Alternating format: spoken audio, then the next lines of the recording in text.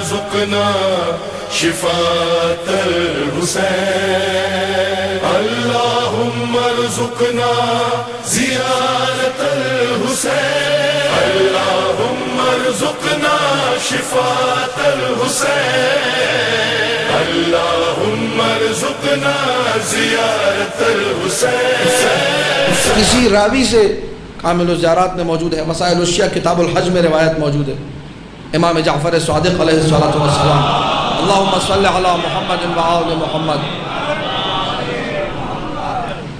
اس نے آگے خود سے بتایا کہ مولا میں نے جو ہے 19 حج کر لیے ہیں. کتنے؟ 19 حج کر لی. تو مولا نے کہا ایک اور کرو 20 ہو جائیں گے، تب جا کے حسین کی ایک زیارت کا ثواب ملے گا.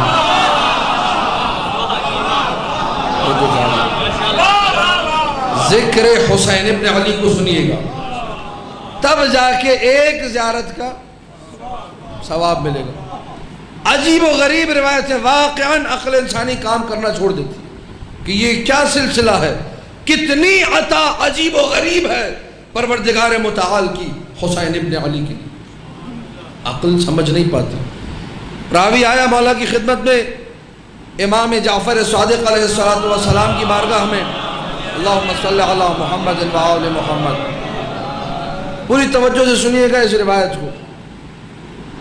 امام حی، زندہ امام معصوم کی خدمت میں آیا، اور امام کیا کہہ رہے ہیں، لب و لہجہ دیکھیے، روایت دیکھیے، اور اپنے سر کو پکڑ کے بیٹھ جائے کہ میں چھوٹا ہوں، میرے ظرف میں کمی ہے، میرے اندر طہارت کی کمی ہے، میں کمزور ہوں، میں ان باتوں کو اتنی جلدی ہضم نہیں کر پاؤں گا. اس نے بھی ہضم نہیں کیا جس سے مولا نے کہا تھا، جو مولا کی نگاہوں کے سامنے تھا.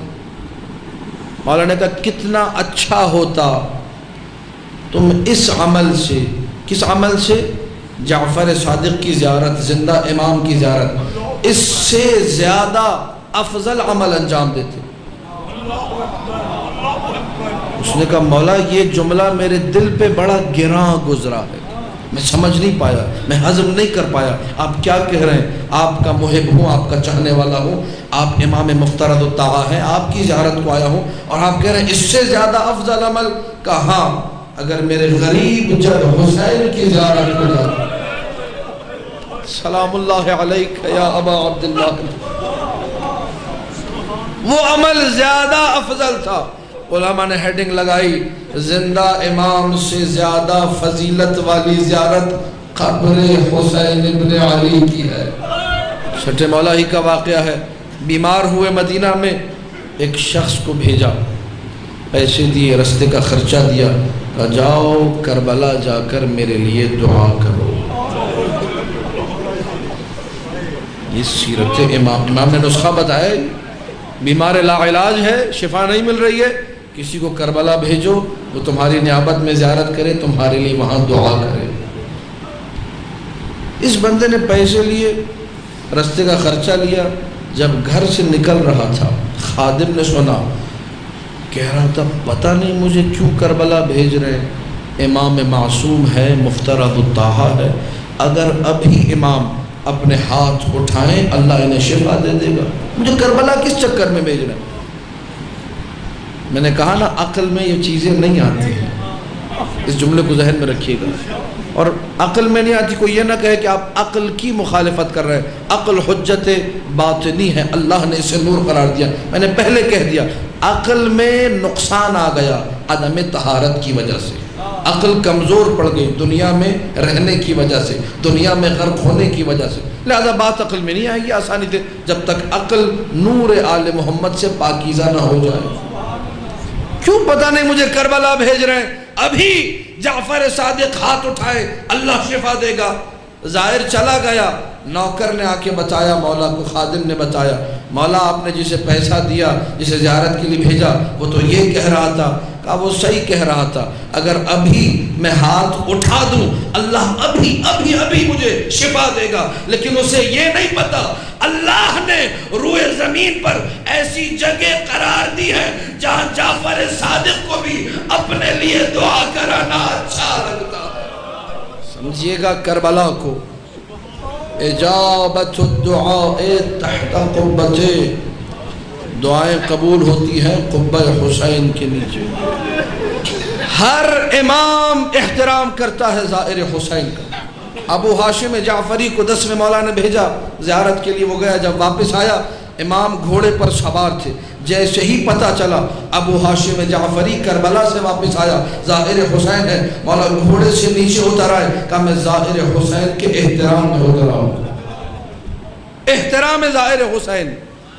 میں اب وہ کم ظرفی جس کا میں نے بار بار ذکر کیا، مجھے پتہ ہے بعض لوگوں کو جملہ برا لگا ہوگا، میرا اچھا جملہ، اچھی تعبیر نہیں ہے، لیکن میں اپنی بات کر رہا ہوں، ذاتی شخصی بات آپ پہ نہیں رکھے. میری کم ظرفی کیا ہے؟ امام ظاہر حسین کا، امام معصوم ظاہر حسین کا استقبال کرتے ہیں. میرے علاقے سے ظاہر جاتا ہے، میں استقبال نہیں کرتا، کہتا ہوں میرے سے ستارے نہیں ملتے، میرے سے معاملات خراب ہیں، میرے سے جھگڑا ہے.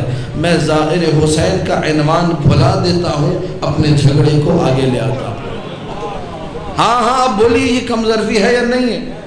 حسین ابن علی کی زیارت جو اتنی عظیم زیارت ہے کہ امام معصوم نے فرمایا من زار حسین ابن علی فی کربلا کان کمن زار اللہ فوق عرشہ. اس نے کربلا میں حسین کی زیارت کی، وہ اس کی مانند ہے جس نے عرش پر اللہ کی زیارت کی. ہم لوگ جب مشی کرتے ہیں نجف سے کربلا، جب میں پہلی مرتبہ چلا 2009 میں، بہت سارے مصائب جو میں نے ممبر سے پڑھے تھے اور مجھے پتہ ہی نہیں تھا میں نے کیا پڑھا، جب پیدل چلا تو پتہ چلا. ہم لوگ جب مشی کرتے ہیں، پیدل چلتے ہیں، جگہ جگہ جدھر پیاس لگی رستے میں پانی منہ کے سامنے ہوتا ہے. جو لوگ پہنچ گئے وہ روئے ماتم کرے. وہ لوگ جدھر، جملہ سنیے گا، جدھر تھکاوٹ ہوئی، روڈ کے دائیں بھی روڈ کے بائیں بھی کرسیاں لگی ہوتی ہیں. اب جملہ سننا اور اس جملے پہ ماتم کرنا. مولا سجاد کا جملہ ہے کہ ہمیں رسیوں میں جکڑ کے لے جایا جا رہا تھا. کلما قصرنا عن المشی ضربونا. جب ہم چلتے چلتے تھک جاتے تھے، جیسے ہی رکتے تھے کوئی کوڑا مارتا تھا، کوئی نیزے کیا نہیں چبھو.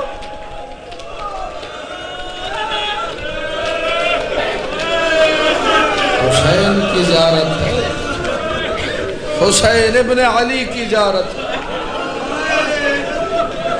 ایک ہی روایت سن لیجئے، پھر مصائب کے چند جملے سناؤں گا. ایک روایت سن لیجئے. حسین ابن علی کی زیارت ہم لوگ بڑی آسانی سے کر لیتے ہیں. چاروں طرف استقبال ہو رہا ہے. کون آ رہا ہے؟ حسین کا زائر آ رہا ہے. ہر بندہ، لوگ لڑ رہے ہوتے ہیں. کئی جگہ میں نے لڑائی دیکھی، مشی کے رستے میں لڑائی ہو رہی تھی. بھئی کس بات پہ لڑائی ہو رہی ہے؟ کہ یہ لڑائی ہو رہی ہے زائروں کے اوپر کہ میں اپنے گھر لے جاؤں گا. وہ کہتے ہیں